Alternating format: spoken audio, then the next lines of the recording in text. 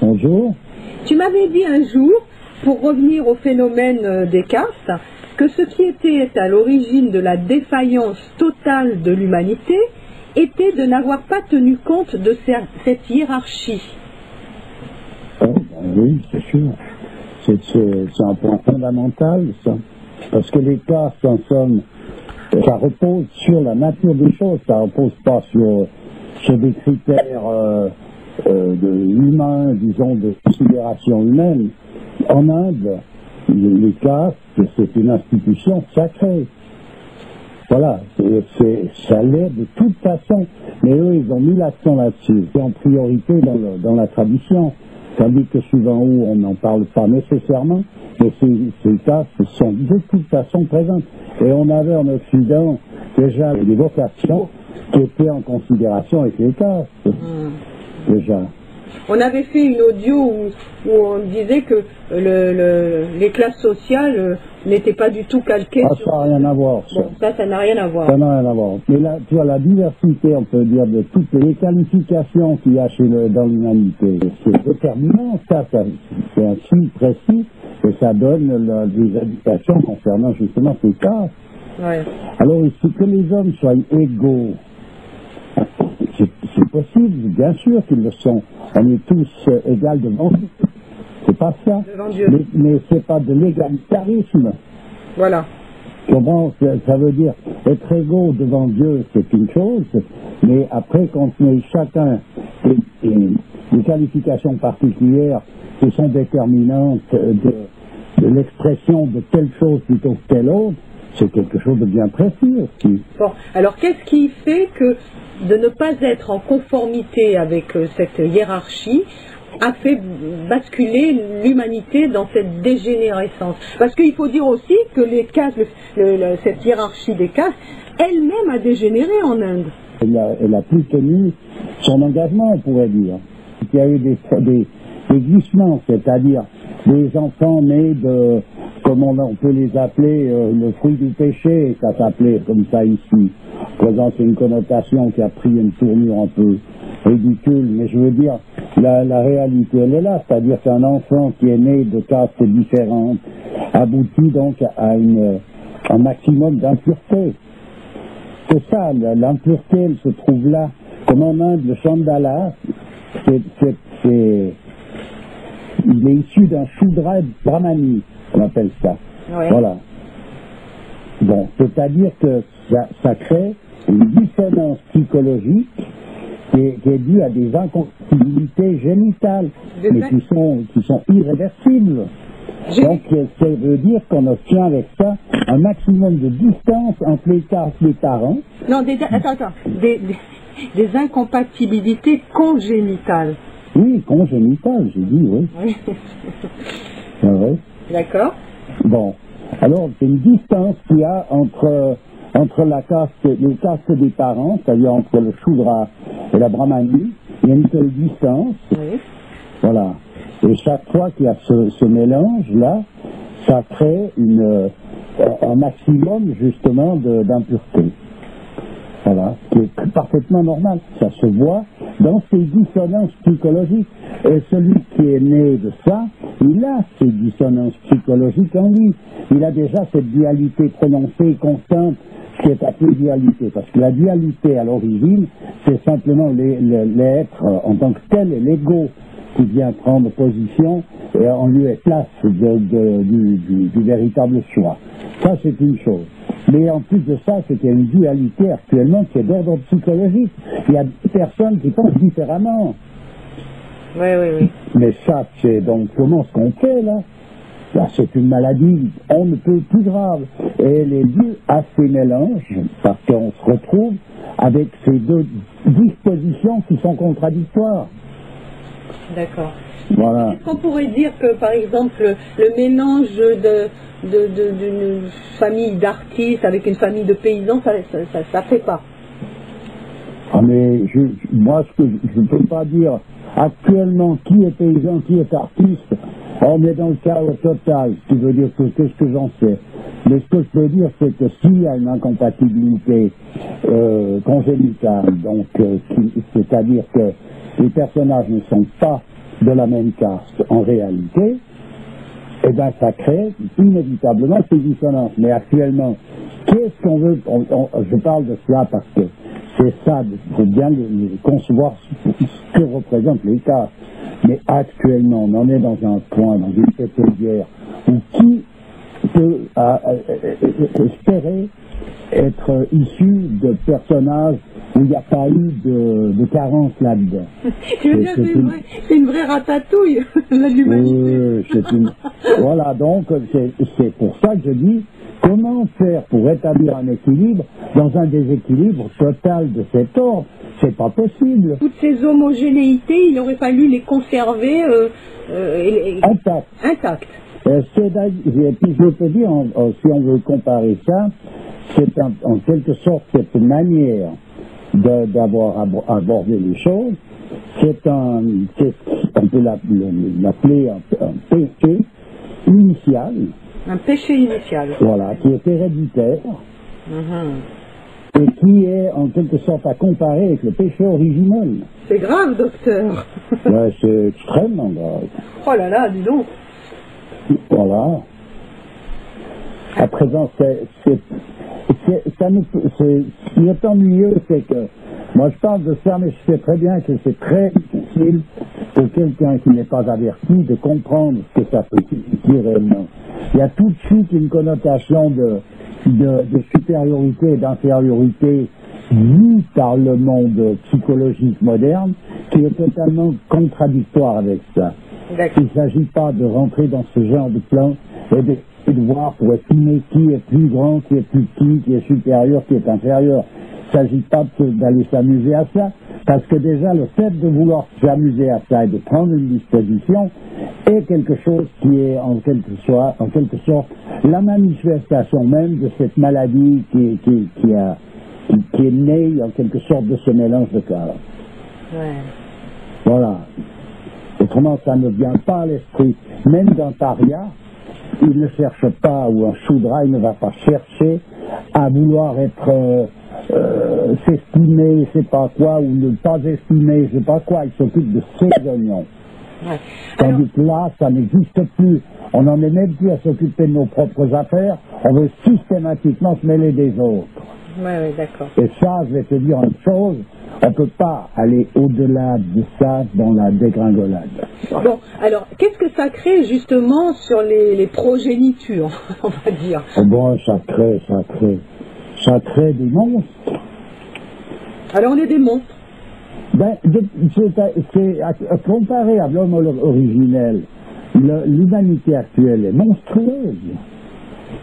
Et puis elle se démontre chaque jour un peu plus, et il suffit de peu de choses pour déclencher des atrocités impensables, en tout cas à une certaine époque. Quand tu parles de monstre, c'est dans le caractère de l'homme, c'est dans son physique, tu parles de quoi? Ben, je parle de monstre dans sa disposition. Parce que voilà. Ces mélanges, ça fait plus. Il y en a qui considèrent ça comme une richesse, et c'est vrai quand tu vois le métissage, les enfants sont beaux, très beaux, etc. Est-ce que c'est de la poudre aux yeux, tu penses? Ah ben de toute façon, c'est beaucoup de la poudre aux yeux. Puis à présent, le métissage, il touche pas nécessairement les castes, il touche beaucoup les races.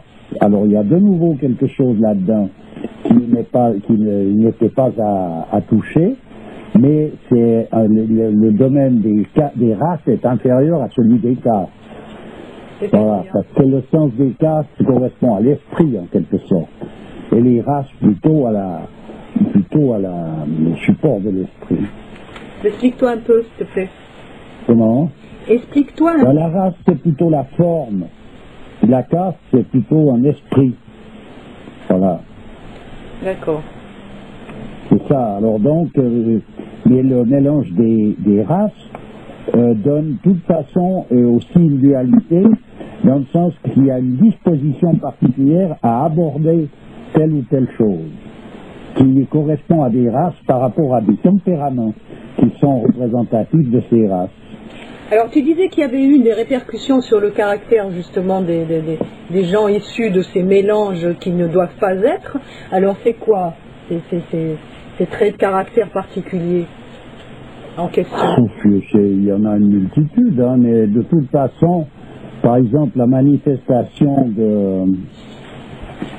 la manière dont l'homme se présente actuellement dans son impatience, dans sa manière de vivre, d'une façon générale, et son goût perpétuel à la nouveauté, son absence de pouvoir de concentration, etc. Tout ça, c'est dû à ce mélange, ces dissonances qui sont dues à ces différents mélanges héréditaires. Ça a créé une sorte de déséquilibre. Voilà, oui, parce que un paria dans sa position originelle, il a quelque chose de pur en lui. Parce qu'il est ce qu'il est, il n'est pas quelqu'un d'autre et il a tout ce qu'il faut. Il part c'est son point de départ pour aller jusque vers le ciel, pour rejoindre le ciel. Et il y a eu dans l'Inde, par exemple, comme Nanda Nahar, c'est un saint paria. Oui. Voilà, donc ça n'exclut pas cette possibilité. Tandis que là, on était plus loin que le paria. D'ailleurs, ce qui est appelé l'esprit le personnage le plus impur dans ce domaine-là, c'est le Chandala, dans l'Inde. C'est encore l'impureté parmi l'impureté, on peut dire. Si on veut parler de ça comme ça, c'est-à-dire c'est le paria des parias, si on veut bien. Voilà. C'est pas une façon tout à fait juste de parler, mais voilà.